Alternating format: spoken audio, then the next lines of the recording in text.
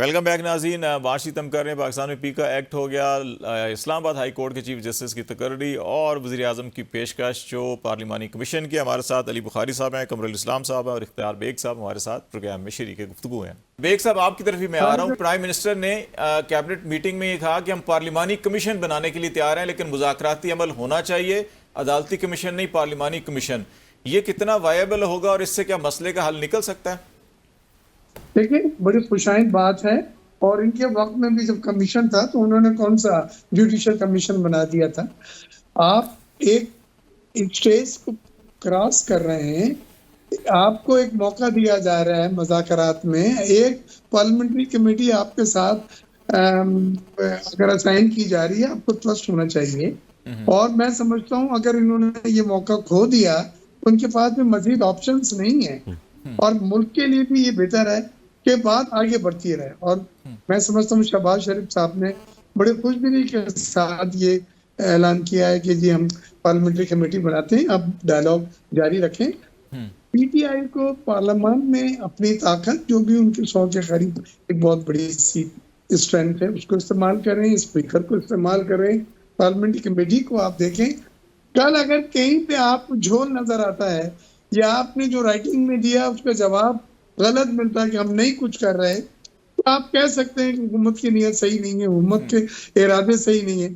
आज आप अगर पहले से वॉकआउट, अपनी डेडलाइन से भी पहले आप वॉकआउट कर गए, तो मैं समझता हूँ आपने एक मौका गंवा दिया, जाया कर दिया। राय साहब, मैं आपकी तरफ आ रहा हूँ। राय साहब, thank you very much. Baig साहब, आपने भी टाइम दिया, आपको शायद जाना भी था जल्दी में।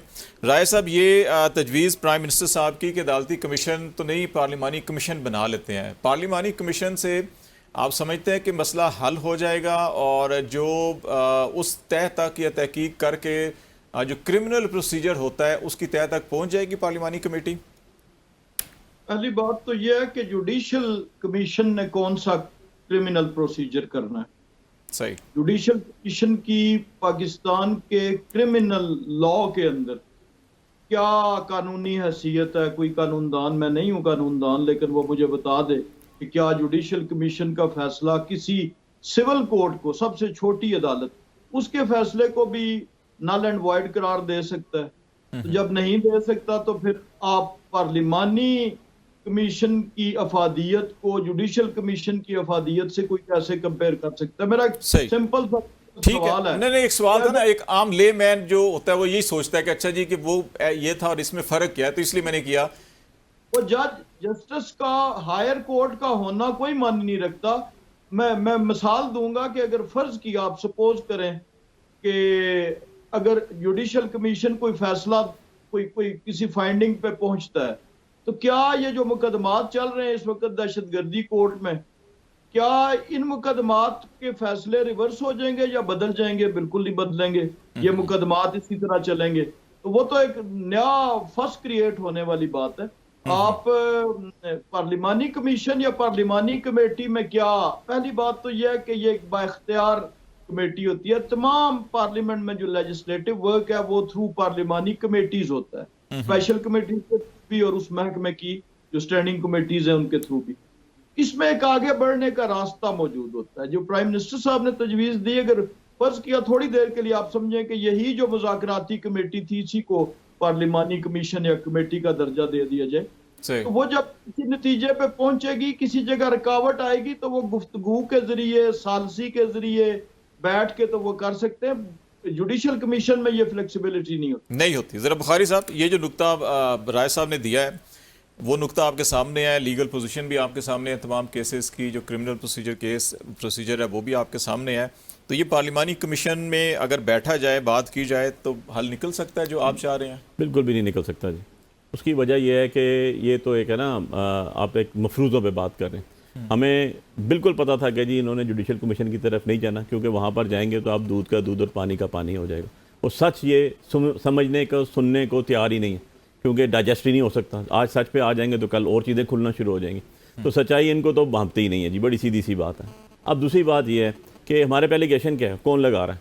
सुबह उठते हैं इनके मिनिस्टर्स लगाना शुरू करते हैं, चाहे वो 9 मई हो या चाहे वो 26 नवंबर हो, रात तक जो है वो यही लगाते रहते हैं बैठ के। क्या वही खुद ही बैठेंगे पार्लिमानी कमीशन में और उसके बाद हक की बात करेंगे? हमें तो इनके ऊपर शक शुबा है हम तो स्ट्रेट फॉरवर्ड कहते हैं कि जी ये तो इस काबिल नहीं है कि इनसे इंसाफ तो की जा सके। ये तो आप देख लें, इनकी लेजिस्लेशन देख लें, पर्सन स्पेसिफिक लेजिस्लेशन करते हैं। जब इस तरह की सारी चीज़ें होंगी तो एक एम्बिग्विटी है ना। मैं तो कहता हूँ, हमारी पार्टी कहती है, हमारा स्टांस ये है कि इनकी हसीनों पर निहत्ते लोगों का खून है। अब इसको कौन रिजॉल्व करेगा? ये कहते हैं नहीं जी आप लोग आए थे, डिस्प्यूट आ गया ना। क्या डिस्प्यूटेड लोग खुद बैठ के करेंगे फैसले? नहीं, कोई तीसरा करेगा जिसका काम है इंसाफ करना, जो 25 करोड़ आवाम को इंसाफ देती है। आपको अगर जुडिशल कमीशन बनाने पे सुप्रीम कोर्ट के जजेस को एतराज़ है तो आप सुप्रीम कोर्ट जो है वो 60,000 केसेस के लिए आपने बना दिए अलहदा कॉन्स्टिट्यूशन कोर्ट। तो आप इसका मतलब है कि सुप्रीम कोर्ट के ऊपर आपको बिलीव ही नहीं है, आपका अपना ट्रस्ट नहीं है, आपका अपना फेथ नहीं है कि यार आप सुप्रीम कोर्ट के जजेस को नहीं समझ रहे इस काबिल कि वो आएंगे और बैठेंगे और कमीशन बनेगा और हक की बात कर देंगे क्योंकि वो आपके खिलाफ ना चली जाए। तो आपका तो ये डिसीजन ही बायस्ड है। आप हमें देखें, हम जो कहते थे वो बात अल्टीमेटली खालिद भाई दुरुस्त साबित हुई। कैसे? हम कहते थे कि जी ये कमीशन नहीं बनाएंगे, ये बाख्तियार हैं या नहीं है, इन्होंने खुद साबित कर दिया। कभी ये कहते हैं कि हम जेल में मुलाकात इमरान खान साहब से नहीं करवा सकते, हम शर्मिंदा हैं। मिनिस्टर आप हैं, मिनिस्ट्री आपके पास है, जेल खाना जात आपके पास है, फेडरल गवर्नमेंट आपके पास है, प्रोविंशियल गवर्नमेंट पंजाब की आपके पास है, और आप बेबस हैं कि मुलाकात नहीं करवा सकते। देन उसके बाद सेकंड टाइम आ जाता है। वो देखिए भाई साहब, वो आपको ही पता है, इमरान खान साहब भी कहा करते थे मुझे फलां काम नहीं करने दिया, मियां साहब भी कहते थे हमें तो छोड़ देना सर। बात ये हम तो मार खा के खड़े हुए ना, इन्होंने तो छोड़ना भी नहीं। 50 रुपए के स्टाम्प पेपर पे ये बाहर चले गए थे, 4 साल बाहर रह कर आगे, तो फेस द कॉन्सिक्वेंसेस। बात तो सीधी सी है ना। आप छोड़ने को भी तैयार नहीं है, आप हक पे आने को भी तैयार नहीं है, आप फैसले करने को भी तैयार नहीं है। आप अपनी जान बचाने के लिए, अपनी हुकूमत बचाने के लिए, इसको आगे प्रोलॉन्ग करने के लिए, आप पावर कॉरिडोर यूज करने के लिए अमेंडमेंट्स पे अमेंडमेंट्स कर रहे हैं, अमेंडमेंट्स पे अमेंडमेंट्स कर रहे हैं। ये अमेंडमेंट्स कहाँ तक जाएंगी आखिर? मुझे ये करते हैं भाई साहब कि चलें कोई नेक्स्ट टाइम ये भी खालिद भाई ना आ जाए, कोई अमेंडमेंट ऐसी आ जाए कि आपके प्रोग्राम के पीछे ये डिबेट क्यों लिखा हुआ है, डिबेट खत्म हो जाए। नहीं वैसे वो मैं भी आज सोच रहा था कि आज सियासी मामलात की बजाय ना कि हम कोई जंगल के कानून या जंगल के जानवरों के ऊपर प्रोग्राम करें, लेकिन चलें हिम्मत करके हमने प्रोग्राम कर ही लिया। बहुत शुक्रिया बुखारी साहब आपका भी, राजा कमर साहब बहुत शुक्रिया आपका भी, और इख्तियार बेग साहब हमारे साथ थे। नाज़रीन, जो भी मामलात हैं, अगर कोई हल तलब चीज़ें बनती हों पार्लिमान के अंदर, सियासत के अंदर, सबको बैठ के कर लेना चाहिए और अदालतों को ज़ाती मकासद के लिए इस्तेमाल ना हो, अवामी मुफाद और इंसाफ के लिए हो तो ज़्यादा बेहतर है। आज तक के लिए इतना ही। खालिद जमील को इजाज़त दीजिए। अल्लाह हाफिज़।